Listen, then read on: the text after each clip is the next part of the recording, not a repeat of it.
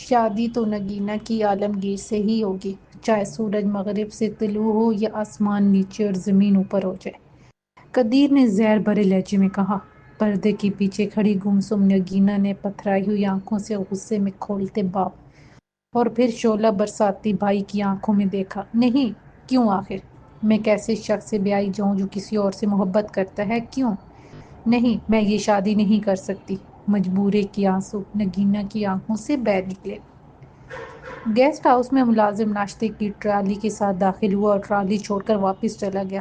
لامیا اور عالمگیر خاموش بیٹھے ہوئے تھے۔ عالمگیر نے لامیا سے کہا، لامیا، ہمیں اپنے حق کے لیے ایک بہت لمبی اور تھکا دینے والی جنگ لڑنی ہے، جس کے لیے مضبوط اعصاب کی ضرورت ہے۔ آؤ ناشتہ کر لیں۔ لامیا نے مسکرا کر عالمگیر کا ہاتھ تھام لیا۔ میں سچائی کی ہر جنگ میں تمہارے ساتھ ہوں، لیکن اگر ہمیں تمہارے بابا جان اور امی کا اعتماد جیتنے میں شکست ہوئی تو پھر واپس چلے جائیں گے اپنی دنیا میں۔ ہاں، میں نے تم سے وعدہ کیا ہے۔ عالمگیر کی لہجے کی مضبوطی سے لامیا کو تسلی ہو گئی۔ وہ مسکرا کر بولی، بھوک تو بہت لگی ہے، چلو دیکھتے ہیں تمہاری امی نے ناشتے میں کیا بھیجا ہے۔ دونوں ہنس دیے اور ٹرالی آگے گھسیٹ کر ناشتہ کرنے لگے۔ عالمگیر اور لامیا بھی ناشتے سے فارغ ہو کر سوچ ہی رہے تھے کہ ان کا اگلا قدم کیا ہونا چاہیے کہ پریشان حال تاجور کمرے میں داخل ہوئی۔ لامیا اور عالمگیر کھڑے ہو گئے۔ تاجور خاموشی سے لامیا کو دیکھتی رہی، پھر پاس آ کر بولی، تمہیں احساس بھی ہے کہ تم نے عالمگیر سے شادی کر کے اپنی زندگی خطرے میں ڈال لی ہے؟ آخر تم کون ہو اور کیوں ہمارے بیٹے کی زندگی برباد کرنے اس کے ساتھ چلی آئی ہو؟ یہ کہہ کر تاجور رونے لگی۔ لامیا نے چاہا کہ تاجور کو گلے لگا کر تسلی دے، لیکن اس نے لامیا کو دھکا دے کر پرے کر دیا۔ عالمگیر نے لامیا کو تھام لیا اور ماں سے مخاطب ہو کر بولا، امی آپ خود کو سنبھالیں، لامیا میری محبت ہے اور بہت نیک اور اچھی لڑکی ہے۔ وہ میری خاطر اپنا ملک، اپنی تعلیم، اپنا سب کچھ چھوڑ کر میرے ساتھ چلی آئی ہے۔ وہ ہماری محبت اور خلوص کی حقدار ہے، اور آپ؟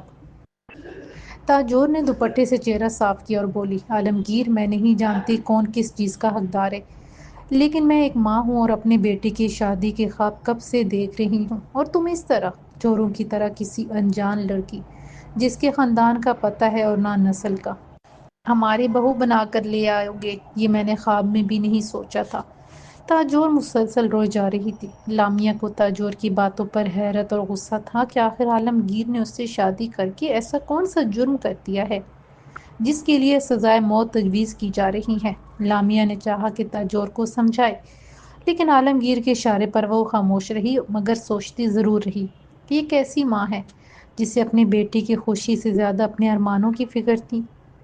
عالمگیر نے ماں کو اپنے پاس بٹھا کر کہا، امی، آپ اپنے سارے ارمان پورے کریں، کس نے منع کیا ہے؟ آپ کو مجھ پر اور اپنی تربیت پر بھروسہ ہونا چاہیے۔ میں نے کسی غلط لڑکی سے شادی نہیں کی۔ آپ کو چند دنوں۔ تاجور نے ایک نظر عالمگیر پر ڈالی اور مشکوک لہجے میں بولی، عالمگیر، کیا تمہیں واقعی اندازہ نہیں کہ قدیر بھائی اور نگینہ کا بھائی کیا قیامت ڈالنے والے ہیں؟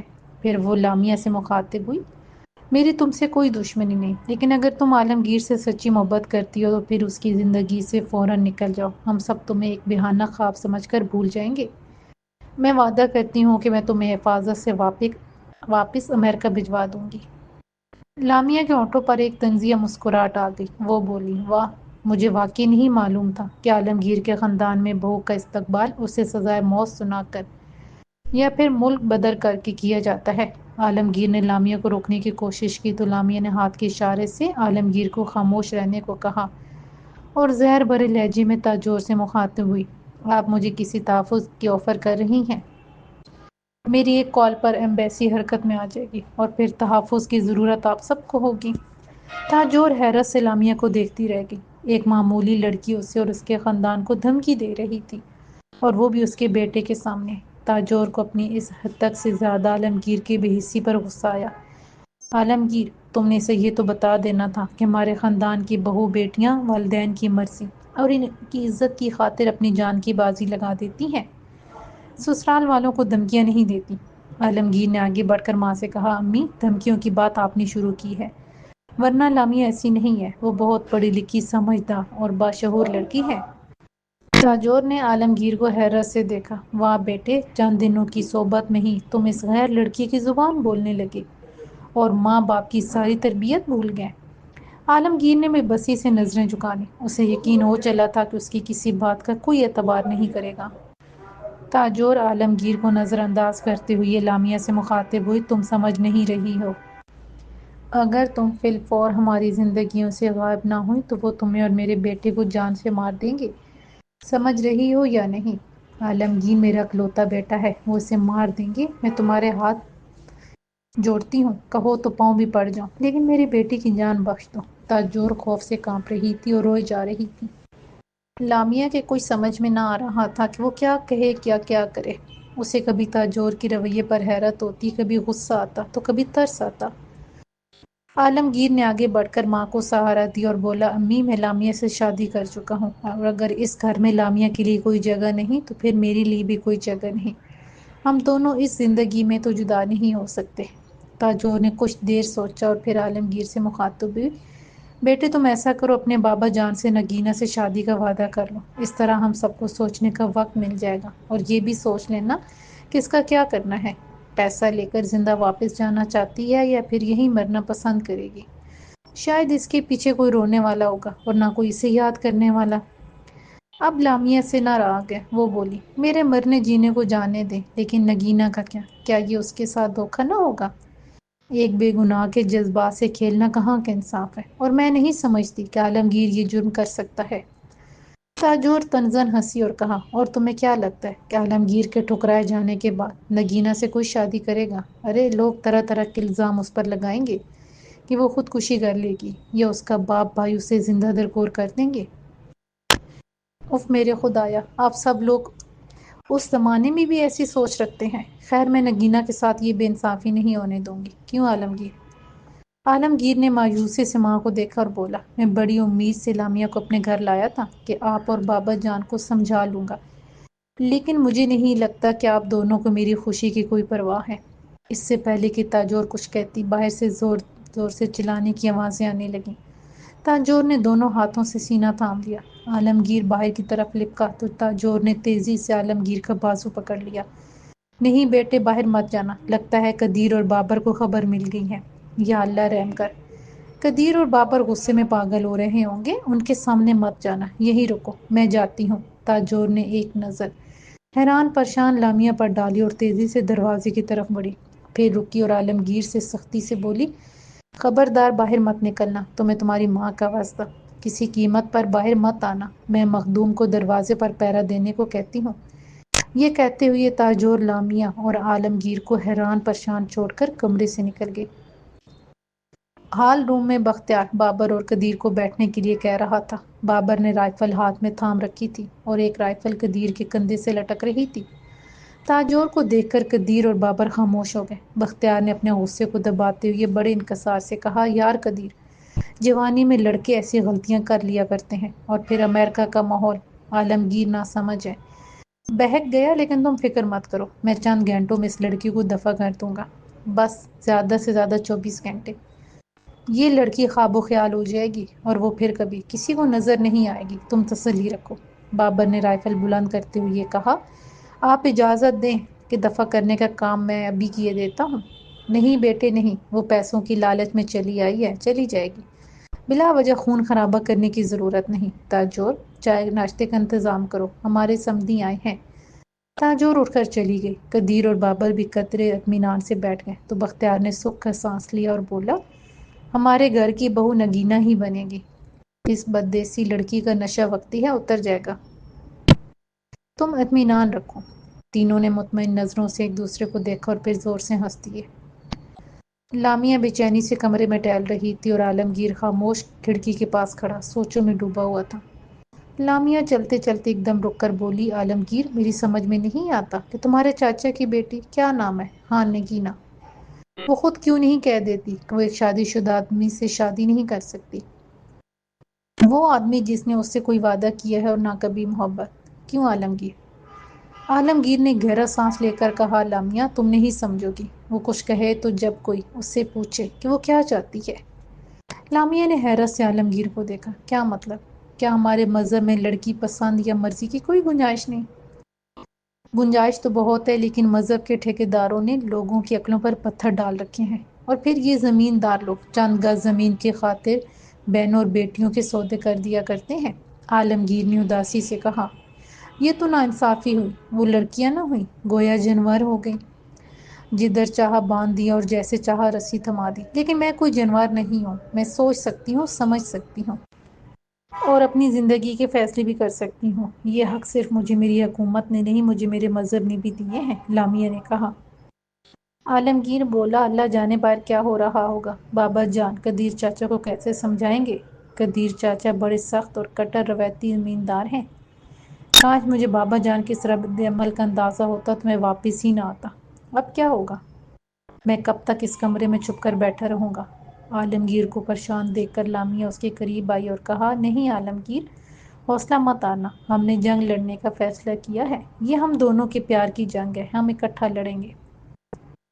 گھر پہنچنے پر قدیر اور بابر صلاح مشورے کر رہے تھے۔ بابر کا غصہ بھی اس کے چہرے پر عیاں تھا، لیکن قدیر کسی گہری سوچ میں ڈوبا ہوا تھا۔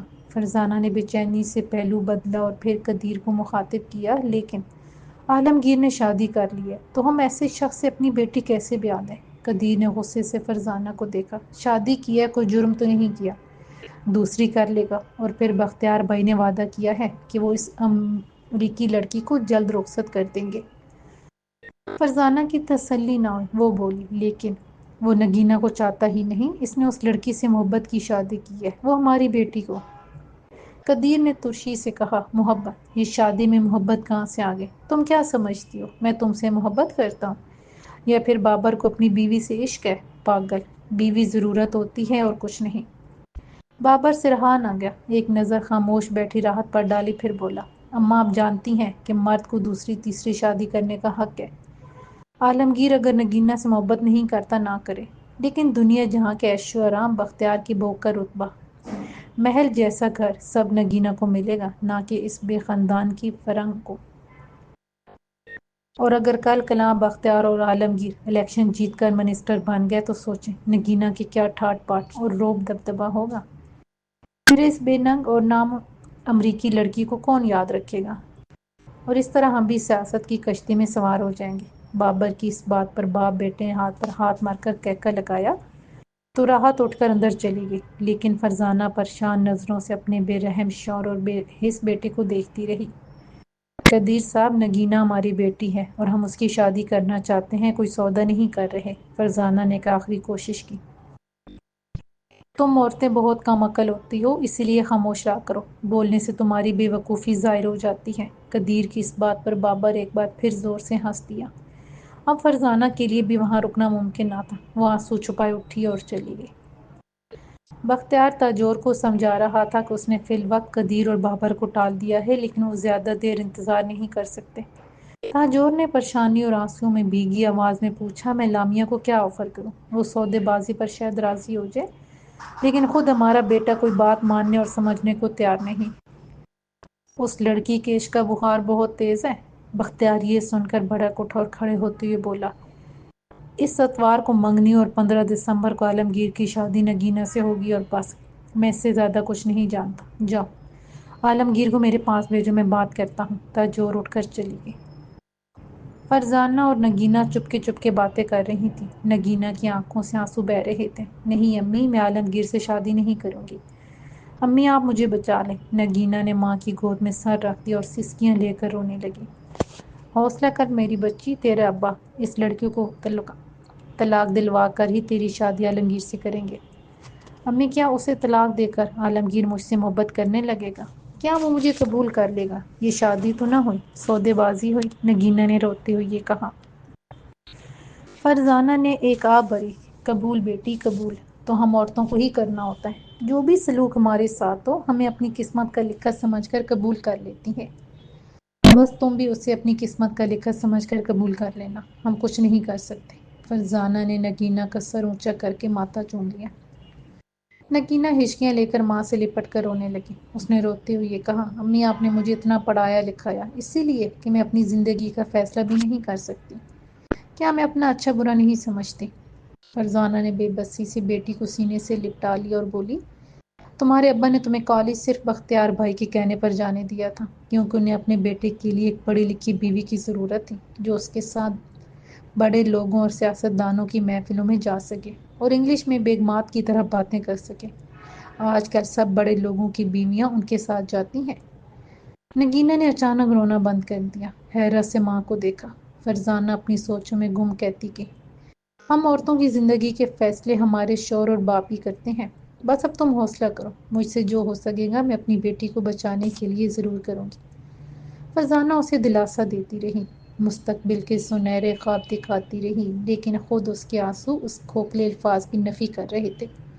اور نگینہ سمجھ گئی تھی کہ ماں کے محض دل کے بہلاوے کے سوا کچھ نہیں۔ نگینہ نے دوپٹے سے آنسو پونچھے اور دل میں فیصلہ کر لیا۔ ٹھیک ہے، اگر عالمگیر مجھ سے شادی نہیں کرنا چاہتا اور میرے باپ اور بھائی کو میری بات سمجھ نہیں آتی تو پھر میں بھی مجبور ہوں۔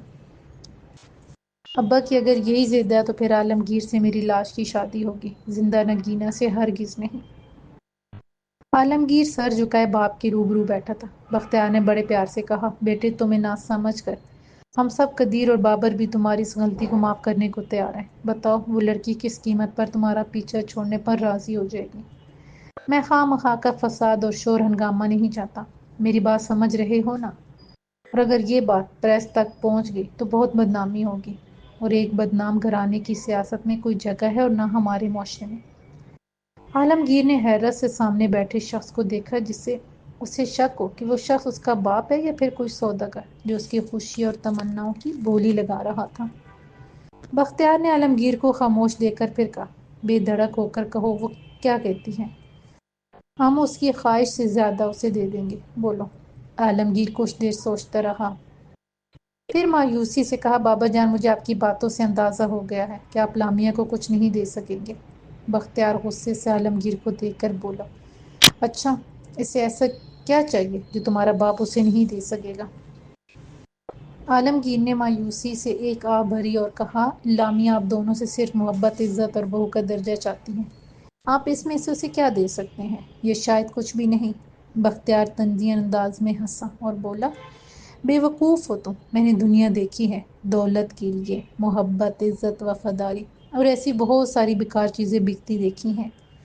یہ لڑکی چیز ہی کیا ہے؟ یوں بھی ان لوگوں کا خدا، ایمان، انسانیت سب کچھ پیسہ ہے، چند $1000 نہ صحیح چند لاکھ میں مان جائے گی۔ بابا جان لامیہ کو آپ کی دولت سے کچھ نہیں چاہیے، جب ہم نے محبت کی تھی تو ہم دونوں ہی نہیں جانتے تھے کہ کون کتنا امیر اور کتنا غریب ہے۔ بختیار سے اب مزید صبر ناممکن تھا، وہ تنگ ہو کر بولا، میں بہت تحمل سے تمہیں سمجھانے کی کوشش کر رہا ہوں، ورنہ تمہاری جگہ یہ حرکت کسی اور نے کی ہوتی تو میں کب کا اسے گولی مار چکا ہوتا۔ عالمگیر نے مایوسی سے کہا، آپ چاہیں تو میرے ساتھ بھی ایسا کر سکتے ہیں، لیکن میں اپنی زندگی میں لامیہ سے بے وفائی نہیں کر سکتا۔ بختیار کو بیٹے سے ایسی جرأت کی امید نہ تھی، وہ غصے سے بے قابو ہوتے ہوئے بولا، تمہیں اپنے باپ کی طاقت کا شاید اندازہ نہیں، اس 2 کوڑی کی لڑکی کی اوقات ہی کیا ہے، ایک لمحے میں اسے مٹی میں ملا سکتا ہوں، صرف تمہاری وجہ سے اس پر ترس کھا کر جان بخشی کے ساتھ ساتھ دولت بھی آفر کر رہا ہوں، لیکن یاد رکھو میں بہت زیادہ رحم دل انسان نہیں ہوں۔ عالمگیر نے گہرا سانس لیا اور نم ہوتی آنکھوں سے اپنے سامنے بیٹھے باپ کو دیکھا، جس کے لیے اولاد، محبت اور ہر انسانی جذبے سے بڑھ کر اس کی اپنی انا تھی۔ عالمگیر کو خاموش دیکھ کر بختیار نے فیصلہ کن انداز میں کہا، اگر تم اسے چھٹکارا نہیں پا سکتے تو یہ کام میں خود کر لوں گا، اب تم جا سکتے ہو۔ عالمگیر سر جھکائے کمرے سے جانے لگا تو بختیار دھاڑا، اتوار کی شام کو تمہاری اور نگینہ کی منگنی ہے اور 15 دسمبر کو شادی، اور یہ بات اٹل ہے، تم مانو یا نہ مانو۔ عالمگیر نے نظریں اٹھا کر ایک مرتبہ باپ کو دیکھا تو بختیار نے فوراً منہ پھیر لیا، شاید اسے ڈر تھا کہ کہیں اس کے دل میں بیٹے کی محبت نہ جاگ اٹھے اور وہ اپنے فیصلے پر قائم نہ رہ سکے۔ عالمگیر خاموشی سے باہر نکل گیا۔ لامیہ حیرت، افسوس اور صدمے کے ملے جلے جذبات سے باپ بیٹے کے درمیان ہونے والی گفتگو عالمگیر سے سن رہی تھی۔ پھر وہ بولی، اب کیا کرنا ہے؟ کیا تم اپنے بابا کی بات مان لو گی؟ عالمگیر، کیا یہ ممکن نہیں کہ ہم نگینہ سے مل کر اسے سمجھا سکیں؟ نہیں، میں نے بابا جان کو سمجھنے میں بہت غلطی کی ہے، لیکن اب میں نے فیصلہ کر لیا ہے۔ عالمگیر کا لہجہ فیصلہ کن تھا، لامیہ اٹھو، ہمارے لیے یہاں کوئی جگہ نہیں، ہمیں آج رات ہی کسی بھی فلائٹ سے یہاں سے باہر نکلنا ہوگا۔ لامیہ تذبذب میں کھڑی ہو گئی اور بولی، عالمگیر تمہاری ماں، انہیں بہت دکھ ہوگا۔ کوئی اور صورت نہیں، کچھ اور سوچو۔ عالمگیر نے کہا نہیں، اب کچھ سوچنے یا کوشش کرنے کا وقت نہیں ہے۔ لامیا بولی، عالمگیر ہمیں یہاں آج چند گھنٹے ہوئے ہیں، ہمیں صبر کرنا چاہیے، تمہارے بابا کا غصہ ٹھنڈا ہو جائے گا تو پھر بات کریں گے۔ آخر عالمگیر نے نفی میں سر ہلاتے ہوئے کہا، لامیا تم نہیں سمجھ سکتی، تمہاری زندگی خطرے میں ہے اور ایسا میں نہیں ہونے دے سکتا۔ ہاں میں جانتا ہوں امی کو صدمہ ہوگا، لیکن میں انہیں بعد میں سمجھا لوں گا، فی الحال ہمارے چلے جانے میں ہی سب کے لیے بہتری ہے۔ اب دیر نہ کرو، اپنا پرس اور ضروری کاغذات لے لو۔ عالمگیر کے چہرے پر اتنی سنجیدگی اور پریشانی لامیا نے پہلے کبھی نہیں دیکھی تھی۔ لامیا سمجھ گئی کہ عالمگیر جو کہہ رہا تھا وہی راستہ ان کی سلامتی کا ہے، لیکن وہ اتنی جلدی کہاں اور کیسے جائیں گے؟ عالمگیر نے لامیا کو سوچ میں مبتلا دیکھا تو بولا، مجھے بہت دکھ ہے کہ میں نے جو کہا تھا وہ نہ ہو سکا، لیکن میرا یقین کرو میری محبت سچی ہے، ہمیں اپنی اس دنیا سے نکل کر خود بسانی ہوگی۔ لامیا نے کہا، مجھے تمہاری محبت پر کوئی شک نہیں، مجھے افسوس ہے کہ میری وجہ سے تم بہت بڑی مصیبت میں گھر گئے ہو۔ عالمگیر نے بجھی سی ہنسی میں کہا، ہم دونوں ایک ہیں، خوشی بھی ایک، غم بھی ایک، اور مصیبت بھی ایک ساتھ ہی بھگتیں گے، لیکن اب تم دیر نہ کرو، ایسا نہ ہو کہ ہم اس قید خانے سے نکلنے کی آخری امید بھی کھو بیٹھیں۔ لامیا نے خاموشی سے اپنے بیگ میں اپنے اور عالمگیر کے پاسپورٹ اور کاغذات چیک کیے اور بیگ بند کرتے ہوئے عالمگیر کا ہاتھ تھام لیا۔ دونوں خاموشی سے باہر نکلے اور گیٹ تک پہنچے تو چوکیدار نے حیرت سے انہیں دیکھا۔ صاحب گاڑی نکلوا دیتا ہوں، پر ابھی رات میں، میرا مطلب کافی دیر۔ آپ کہاں جا رہے ہیں؟ کہیں نہیں، بس ایسے ہی ذرا گھوم پھر کر آ جائیں گے، بس پیدل تھوڑی سی سیر، اور دیکھو کسی کو بتانا نہیں، امی خواہ پریشان ہوں گی، ہم آدھے گھنٹے میں آ جائیں گے۔ چوکیدار نے ہچکچاتے ہوئے گیٹ کھول دیا اور عالمگیر نے اسے مسکرا کر تسلی دی اور وہ دونوں باہر نکل گئے اور تیز تیز قدم اٹھاتے ہوئے موڑ گئے۔ قدیر کب سے بیڈ سائیڈ ٹیبل پر کچھ ڈھونڈ رہا تھا۔ فرزانہ کو آتا دیکھ کر غصے سے بولا، میری نیند کی گولیاں کہاں ہیں؟ کیا کسی اور کو بھی نیند نہیں آتی؟ ڈھونڈ کر دو۔ فرزانہ نے ساری دوائیں نکال کر دیکھی، پھر مایوسی میں سر ہلا کر کہا، میں نئی منگوا لوں گی، آج آپ ایسے ہی سونے کی کوشش کریں، شاید ختم ہو گئی ہوں گی۔ اچھا، اور منگوا لینا، اور سنو، نگینہ کو بتا دینا کہ اس کی منگنی اور شادی پروگرام کے مطابق ہی ہوگی۔ جی بتا دیا ہے قدیر صاحب، وہ بہت رو رہی تھی، فرزانہ نے ڈرتے ڈرتے کہا۔ بھائی، حیادار لڑکیاں ایسے موقعوں پر رویا ہی کرتی ہیں، اس میں اچنبھے کی کیا بات ہے؟ قدیر کی بے حسی دیکھتے ہوئے فرزانہ نے مزید کچھ کہنے کا ارادہ ترک کر دیا اور ایک طرف بیٹھ گئی۔ اتنے میں ایک ملازمہ ہانپتی کانپتی بلا اجازت اندر آئی۔ قدیر نے تیوریاں چڑھا کر اسے دیکھا، کچھ کہنے کو تھا لیکن پھر ملازمہ کی حالت دیکھ کر خاموش رہا۔ کیا بات ہے خالدہ، کچھ بولو تو، فرزانہ نے گھبراتے ہوئے پوچھا۔ ملازمہ نے بولنے کی کوشش کی لیکن اس کے حلق سے آواز باہر نہ آ سکی، صرف وہ پھٹی پھٹی نظروں سے باہر ایک طرف اشارہ کر کے رہ گئی۔ فرزانہ نے زچ ہوتے ہوئے کہا، آخر ہوا کیا ہے؟ بولتی کیوں نہیں؟ کوئی بھوت دیکھ کر آئی ہو کیا؟ بڑی مشکل سے ملازمہ کی کپ کپاتی ہوئی آواز نکلی، بیگم صاحبہ، وہ نگینہ بی بی، وہ نگینہ بی بی، جی وہ میں، دودھ لے کر بی بی کے کمرے میں، آپ میرے ساتھ ہیں، جلدی چلیں بیگم صاحبہ، جلدی چلیں۔ یہ کہتے ہوئے وہ کمرے سے نکل گئی۔ فرزانہ اور قدیر تیزی سے ملازمہ کے پیچھے چل دیے۔ ایک انجانے خوف سے فرزانہ کا رنگ سفید پڑ گیا تھا۔ کمرے میں تینوں داخل ہوئے تو نگینہ بستر پر بے سدھ پڑی تھی۔ فرزانہ کی چیخ نکل گئی اور وہ بھاگ کر نگینہ کے پاس آئی۔ بیٹی نگینہ، کیا ہوا؟ میری بچی، اٹھ، بول، کچھ بول میری بچی۔ نگینہ نے مدھم مدھم سانسوں میں آنکھیں کھولنے کی کوشش کی۔ فرزانہ نے قدیر کو دیکھا جو دوا کی خالی شیشی پکڑے ہونک کھڑا تھا۔ قدیر صاحب، ڈاکٹر کو بلائیں، جلدی کریں قدیر صاحب۔ قدیر نے آگے بڑھ کر نگینہ کی ڈوبتی ہوئی نبض پر ہاتھ رکھا تو نگینہ بڑبڑائی، مجھے یہ شادی نہیں کرنی، میں عالم اسپتال، قدیر جلدی کریں میری بچی۔ فرزانہ ہیسٹائی انداز میں قدیر سے منت سماجت کیے جا رہی تھی۔ کوئی فائدہ نہیں، بہت دیر ہو گئی ہے اور اب اسے اسپتال لے جا کر سوائے بدنامی کے کچھ نہیں ملنے والا۔ قدیر نے نگینہ کا ہاتھ چھوڑا تو وہ بے جان ہو کر بستر پر گر گیا اور نگینہ کے آخری ہچکی کے ساتھ اس کی گردن ڈھلک گئی۔ فرزانہ کے حلق سے ایک دل خراش چیخ ابھری اور حویلی کے در و دیوار میں گونج کر خاموش ہو گئی۔ بابر اور دوسرے مکین اندر آ کر پھٹی پھٹی نظروں سے نگینہ کے بے جان جسم اور ساکت بیٹھی فرزانہ کو دیکھ رہے تھے۔ بابر نے نگینہ کے بے جان جسم کو دیکھا اور دل کی دھڑکن ٹٹولی۔ ابا، یہ نگینہ نے کیا کر لیا؟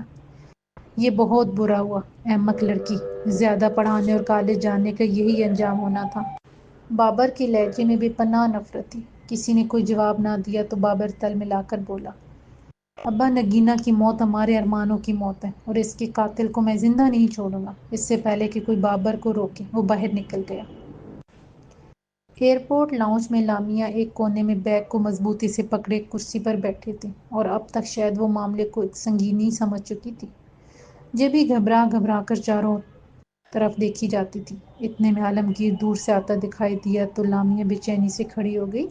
کیا ہوا عالمگیر، کوئی ٹکٹ ملا؟ عالمگیر نے اس بات میں سارے لائے اور کہا، فی الحال صرف دبئی تک کا ٹکٹ ملا ہے، ہم وہاں سے آگے کے ٹکٹ لے لیں گے، لیکن یہاں سے نکلنا بہت ضروری ہے۔ فلائٹ کب ہے؟ لامیا نے عجلت میں پوچھا۔ صبح 7 بجے۔ عالمگیر نے گھڑی دیکھی۔ ابھی 7 گھنٹے ہیں اور اس سے پہلے کوئی فلائٹ نہیں ہے۔ لیکن اتنی دیر میں گھر میں سب کو پتہ چل جائے گا۔ لامیا، میری سمجھ میں نہیں آ رہا کتنا وقت کہاں اور کیسے گزارا جائے۔ لامیا کچھ دیر سوچتی رہی، پھر بولی، میں امریکن ایمبیسی کو فون کر کے پناہ مانگ سکتی ہوں، کہو تو ایسا کروں؟ نہیں لامیا، ابھی رات کے 12 بج رہے ہیں، شاید فون پر کوئی نہ ملے اور پھر انہیں بھی کوئی کارروائی کرنے میں کئی گھنٹے لگ سکتے ہیں، اور یوں بھی میں۔ عالمگیر خاموش ہو گیا۔ کیا ہوا؟ تم کیا؟ میں سمجھی نہیں۔ لامیا نے عالمگیر کو جھنجھوڑا۔ کچھ نہیں لامیا، آخر وہ میرے باپ ہیں، ایمبیسی کو اطلاع کرنے کا مطلب ان کی بدنامی اور پھر شاید پولیس کیس بن گیا تو میں خود کو کبھی معاف نہیں کر سکوں گا۔ عالمگیر نے روک روک کر بات مکمل کی۔ لامیا نے سر ہلا کر کہا، ہاں تمہاری بات درست ہے، ہمیں ایمبیسی والوں کو سب کچھ بتانا پڑے گا۔ یوں بھی جب ہم جا ہی رہے ہیں تو پھر بلا وجہ کیوں تمہارے والدین کے لیے مشکلات پیدا کریں؟ پھر لامیا اور عالمگیر کی آنکھوں میں آنسو دیکھ کر پریشان ہو گئی۔ عالمگیر، آج مجھے پہلی بار تم سے شادی کرنے کا افسوس ہو رہا ہے۔ کیوں اتنی جلدی گھبرا گئی؟ تم نے ہر حال میں میرا ساتھ دینے کا وعدہ کیا تھا۔ عالمگیر نے دھیمی سی مسکراہٹ کے ساتھ لامیا کا ہاتھ تھام لیا۔ یہ بات نہیں عالمگیر، میں مرتے دم تک تمہارے ساتھ ہوں اور میں تمہارے ساتھ ہر مصیبت اٹھانے کو تیار ہوں، لیکن میری وجہ سے تم کتنے دکھی ہو گئے ہو۔ میں تمہاری امی کا سوچ کر پریشان ہوں، بیچاری کس طرح تڑپ تڑپ کر مجھ سے فریاد کر رہی تھی۔ لامیا کی آنکھوں میں بھی آنسو آ گئے تھے۔ کاش میرے والدین تمہاری قدر کر سکتے، کاش وہ جانتے کہ وہ کتنے خوش قسمت ہیں جو انہیں اتنی باکردار بہو ملی ہے، کاش میں انہیں سمجھا پاتا۔ لامیا نے اپنے ہاتھ سے عالمگیر کے گالوں سے آنسو صاف کیے۔ وہ دن بھی آ جائے گا، بس تم ہمت نہ ہارنا۔ لامیا نے آنسوؤں میں مسکرا کر عالمگیر کا ہاتھ تھام لیا تھا۔ عالمگیر کو لامیا کی باتوں سے حوصلہ تو ملا، لیکن اگلے ہی لمحے وہ پریشان ہوتے ہوئے بولا، لامیا، یہ جگہ محفوظ نہیں۔ اگر بابا جان کو شک ہو گیا اور ہمارے گھر سے غائب ہونے کی انہیں خبر ہو گئی تو وہ ایئرپورٹ پر دیکھنے ضرور آئیں گے اور وہ اندر لاؤنج تک بھی پہنچ سکتے ہیں۔ لامیا کچھ سوچتی رہی، پھر کہا، قریب کوئی ہوٹل نہیں جہاں ہم رات گزار لیں؟ پھر صبح فلائٹ سے ذرا پہلے آ کر اندر چلے جائیں۔ ہاں، یہاں کئی ہوٹل ہیں، کوئی بھی ٹیکسی والا ہمیں لے جائے گا۔ اگر بابا جان یہاں آئے بھی تو مایوس ہو کر صبح تک واپس چلے جائیں گے، اور یہ بھی ممکن ہے کہ انہیں صبح دیر تک ہمارے جانے کا علم ہی نہ ہو۔ تو چلو پھر دیکھتے ہیں کہاں کمرہ ملتا ہے۔ دونوں احتیاط سے باہر کی جانے پڑے۔ بابر کی جیپ بختیار کی کوٹھی کے گیٹ پر ایک جھٹکے سے رکی۔ چوکیدار نے گھبرا کر گیٹ کھول دیا اور بابر اپنی رائفل لہراتا اور چوکیدار کو دھکیلتا ہوا گیٹ پر پہنچ کر رائفل کے بٹ سے دروازے کو پیٹتے ہوئے بولا، باہر نکالو، میں اس کا خون پی جاؤں گا۔ ارے کہاں؟ اپنے بزدل بیٹے کو چھپا رکھا ہے، بابر غصے میں چلائے جا رہا تھا۔ دیکھتے ہی دیکھتے کئی ملازم باہر نکل آئے تھے اور باہر کی روشنیاں جل اٹھی۔ بختیار اور تاجور جو سونے کی ناکام کوشش کر رہے تھے گھبرا کر اٹھ کھڑے ہوئے۔ بختیار بڑبڑاتا ہوا باہر آیا، اب کون سی آفت آ گئی؟ کس مصیبت کو یہ لڑکا گھر لے آیا ہے؟ تاجور نے جلدی سے دروازہ کھولا، پھر بابر کی آواز پہچان کر اس کے چہرے کا رنگ اڑ گیا۔ مخدوم کو رائفل اٹھائے باہر جاتے دیکھ کر تاجور جیسے ہوش میں آ گئے۔ مخدوم، رکو رکو، تم باہر نہیں جاؤ گے، تم فوراً گیسٹ ہاؤس جاؤ اور عالمگیر اور اس لڑکی کو کسی قیمت پر کمرے سے باہر مت آنے دینا، کسی قیمت پر نہیں، چاہے تمہیں عالمگیر کے ساتھ سختی ہی کرنا پڑے، سمجھ رہے ہو نا؟ جی بیگم صاحبہ، میں اپنی جان پر کھیل کر چھوٹے صاحب کی حفاظت کروں گا، آپ بے فکر رہیں، انہیں کچھ نہیں ہوگا۔ مخدوم یہ کہہ کر تقریباً بھاگتا ہوا نظروں سے اوجھل ہو گیا۔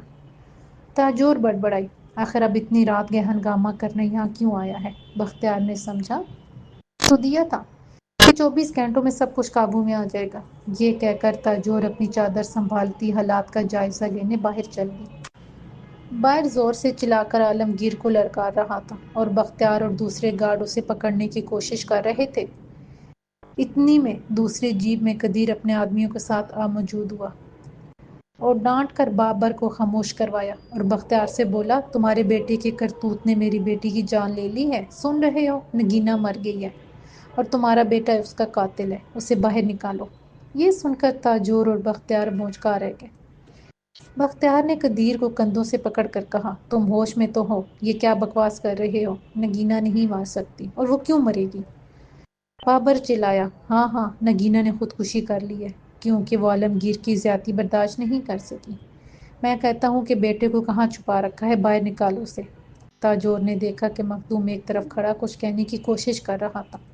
تاجور کو غصہ آیا کہ وہ عالمگیر کے دروازے پر پہرا دینے کی بجائے وہاں کھڑا کیا کر رہا تھا۔ تاجور مخدوم کے پاس گئی تو مخدوم سے یہ سن کر کہ گیسٹ ہاؤس میں کوئی نہیں تھا، تاجور بدحواس ہو گئی۔ کوئی سمجھ نہ پائی کہ یہ بات سب کو بتائے یا خاموش رہے۔ عالمگیر کہاں گیا ہوگا، کس حال میں ہوگا؟ تاجور کو احساس نہیں تھا کہ اس کے آنسو مسلسل بہہ رہے تھے۔ اتنے میں چوکیدار تاجور کے پاس آیا اور عالمگیر اور لامیہ کے جانے کا حال سنانے لگا۔ تاجور نے فیصلہ کر لیا کہ جب تک یہ بات چھپی رہے گی عالمگیر محفوظ رہے گا، لیکن کیسے؟ وہ قدیر اور بابر کو کیسے یہاں سے جانے پر مجبور کرے اور بختیار کو کیسے بتائے کہ عالمگیر غائب تھا؟ تاجور شیش و پنج میں بختیار کی طرف بڑھی۔ بختیار، قدیر سے کہہ رہا تھا، تم باپ بیٹے گھر جاؤ ورنہ میں پولیس کو فون کر دوں گا اور پھر تم دونوں جیل جاؤ گے ہی، نگینا کی موت کی تفتیش کی وجہ سے۔ جو تمہاری بدنامی ہوگی اس کی ذمہ دار بھی تم باپ بیٹے ہی ہوگے۔ ہم عالمگیر کو لے کر جائیں گے، بابر نے نفرت سے کہا، لیکن قدیر نے ہوش سے کام لیتے ہوئے بابر کو روکا اور گھسیٹ کر جیپ کی طرف بڑھا۔ بابر چلایا، میں بھی دیکھتا ہوں کہ تم کب تک اپنے بزدل بیٹے کو چھپاتے ہو۔